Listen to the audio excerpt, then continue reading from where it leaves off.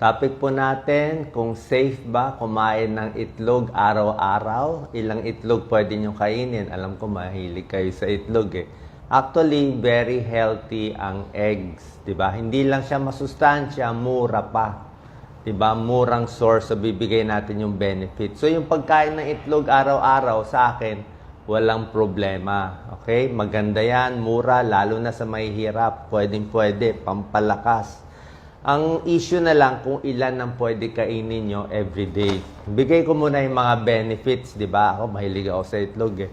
Ang itlog, kakaiba siyang pagkain kasi marami siyang benepisyo. Yung benepisyo ng itlog, actually hindi mo makikita sa ibang pagkain. Example, meron siyang choline. Ang choline para to sa utak eh. Bihira lang yung may pagkain may choline. 70 calories isang malaking itlog. So, kailangan yung choline para tumalino, mag-develop yung utak. Okay? Number 2, ang itlog, meron siyang vitamin A at meron siyang lutein. Vitamin A and lutein, pampalinaw ng mata. So, kailangan natin to, yung mga lalabo ang mata. Ang pinakamaganda pa sa itlog, mataas ang protina niya. 'Di ba? Alam natin, protina, bibili kang mamahaling steak, baka, baboy, isda, 'di ba? Protina. Ito, itlog, marami siyang protina, marami siyang albumin, lalo na yung egg white. Yung egg white, maraming protina. 60% ng protina ng itlog nasa egg white. Alam niyo yung mga doktor? Ang mga doktor, kung merong mga may sakit sa atay, may liver problem, may liver cirrhosis, na mamayat yung pasyente, wala siyang protina. Kasi pag nasira yung atay, hindi na nakakagawa ng protein masyado yung katawan. Kaya namamayat yung alcoholic liver cirrhosis. Ang pinapakain ng doktor, mga 8 to 10 egg whites in a day. Pero puro egg white lang ha. Kaya yung egg white, kahit ilang kainin nyo, okay. Kasi protina yon, wala pang cholesterol yung egg white. So protina, albumin, pampalakas yan. Napakaganda yan, egg white, di ba? Magandang almusal. Ang itlog, pwede rin pampapayat. Ha? Bakit pampapayat ang itlog? Kasi pag kumain ka ng itlog, nakakabusog. Di ba? Full. Number 2, protein. May pagka-high protein diet, di ba? Siyempre, high protein, karne talaga ang high protein. Pero ang itlog, medyo high protein na rin siya, di ba? Pwedeng high protein diet na siya. At pinapalakas niya, pinapabilis niya ang metabolic activity. So, nagbibigay siya ng energy, bibilis metabolic activity, mas busog ka. Kaya pag itlog kakainin mo, pwede kang pumayat. Babawasan mo rin kinakain mo. Bali, yun ang pampabusog mo. Parang saging tsaka itlog. Yan ang magandang pampapayat. Huwag mo na dagdagan ng kanin at iba pa. Okay? Kung gusto mo pa mas healthy, kasi itlog nakakabusog, di ba? Pwede mo ilaga, gawin mong hard-boiled egg. Pinakamaganda, hard-boiled egg. Alam ko, mahilig ako sa soft-boiled egg. Pwede rin soft-boiled egg, pero minsan maingat ako sa malasado yung gitna eh. Minsan kasi sa Pilipinas, alam mo naman, yung mga itlog natin, nakabilad sa araw, mamaya may salmonella, mamaya bulok, mamaya sira, mamaya sumakit ang tiyan natin. Meron din kasi mga food poisoning sa itlog. Kaya yung gitna ng itlog, mas maganda, medyo matigas, medyo luto. Hard-boiled egg o pag na fried egg ay medyo wag lang masyadong hilaw yung gitna.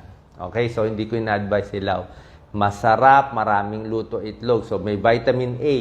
Ang itlog pa may vitamin B12. Okay? Para sa nerves, para sa ugat. Diba? Vitamin B12. Meron pa siyang folate. Folate, panggawa ng RBC. May folate pa, may vitamin. Meron pa siyang antioxidant. Marami siyang antioxidant. At maganda sa itlog, meron pang vitamin D. As in dog, bihira yung may vitamin D, pampalakas ng buto. So, ang dami niyang benefits. Bakit ba sinisiraan ng itlog? Actually, mga lumang panahon to, 1970s and 80s, meron lang kasi yung siyempre, ang issue lang nila, yung gitna ng itlog, yung egg yolk. Kasi yung egg yolk nga, merong saturated fat, malasa medyo mataba-taba yun, di ba? At yung egg yolk mismo, may 213 milligrams of cholesterol. Ang recommended ng American Heart Association, bawat araw, 300 milligrams of cholesterol lang. So, pag 213 ka na isang itlog, so pag 2 eggs in a day, medyo lalampas ka na sa recommended. Pero, ang paglilinaw lang, yung pag-aaral ng pagkain ng maraming itlog at nakakataas ng cholesterol, merong konting pag-aaral yon. Pero mula sa pagkain ng maraming itlog, tapos na heart attack, na matay, medyo walang pag-aaral na ganun eh. Okay? So, hindi siya talaga 100% na porke tumaas ang cholesterol mo sa itlog, masama na agad. Kasi marami nga siya ibang benefits eh. Baka makontra na rin niya. Di ba? So, ganito ang recommended natin. Gano'ng karami itlog? Okay? Para sa akin, dapat practical tayo eh. Di ba? Dapat practical. Kung mayaman kayo, maraming pera, o sige, pwedeng 1 egg in a day na lang, o 1 egg in a day, tapos haluan mo ng mga healthy na pagkain na gusto mo. Mga salmon, mga kale, yan ang mga super healthy, mga blueberry, lahat naman. Hindi natin maabot yung presyo niyan, di ba? Hindi pa available sa atin. Pero kung mahirap, tingin ko, kahit 2 eggs in a day, pwede na. Okay? Kung wala kayong sakit sa puso, walang heart attack, walang stroke, 2 itlog araw-araw, sa tingin ko walang kaso, okay lang yun. Monitor na lang yung cholesterol, pero mahirap eh. Kailangan natin kumain eh. Di ba? Next time, itatopic ko rin delatang sardinas. Alam ko, sasabihin nyo, delatang sardinas, delata, pangit yan. Oo, hindi nga ganun kaganda. Mas maganda isda na healthy. Pero pag mahirap, walang kapera-pera, meron ding benefits ang delata. Kasi merong delatang sardines na okay naman eh. 'Di ba? Yung salt lang ang marami. Pero pwede rin siya masustansya. Ha? So, another topic yan. So, sabi ko to mga mura, itlog, sardinas, itatopic natin. So, 2 eggs in a day, basta walang sakit sa puso, walang diabetes, hindi mataas ang cholesterol, okay lang. Okay? Kung takot kayo, like si Doc Lisa, kinakain lang niya egg white eh. Mataas kasi cholesterol niya, 290, lahi nila eh. So, egg white lang siya, hindi niya kinakain yung egg yolk, tinatapon na lang niya. Or pakain niya sa iba kung merong gusto, di ba? So, egg white pwede.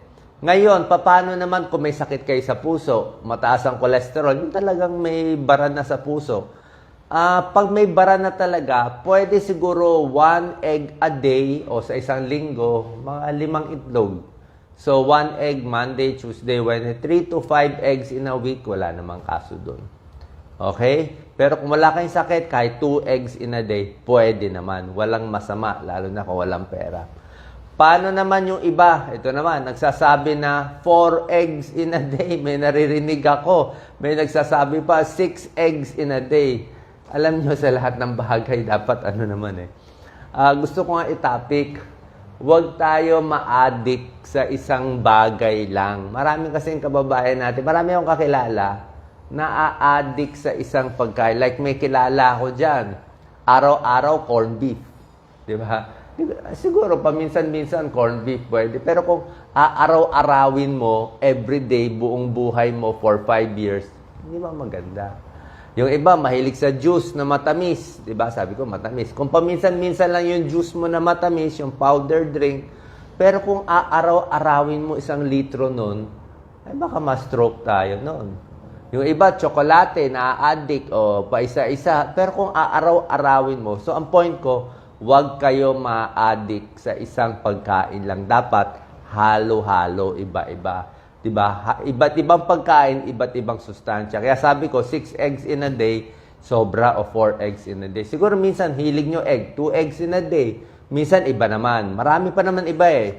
Malunggay, kangkong, diba? Carrots, kalabasa, prutas, fresh na isda. Diba? Marami ka pa namang option eh. Maraming saging, suha, mansanas, isda, bangus belly, diba? So, marami tayo ibang option. Pagdating na lang last sa egg, alam ko pag nagluluto, mga tapsilog o ham silog o hotdog silog, syempre pag hinaluan mo na ng hotdog, chorizo, bacon, taba, hindi na healthy. Sabi ko, egg lang ang pinag-uusapan natin. Okay? So yan po, pwede kumain ng itlog. Kung duda kayo sa puso, pwede i-check nyo yung cholesterol nyo. Pero kung pang mahirap, talagang namamayat, 1 to 2 eggs in a day, pwede na yan. Kung gusto nyo nilagang itlog o hard-boiled egg, better. Si Doc Lisa, gumagawa siya ng hard-boiled egg, nilalagyan niya konting mayonnaise, tapos pinapalaman sa tinapay, pwede rin yan. Okay, saan po nakalinaw to? Ang pagkain ng itlog. Maraming benefits, yung risk, siguro may konting risk. 1 to 2 eggs in a day, pwede po para sa atin. Salamat po. Share po natin.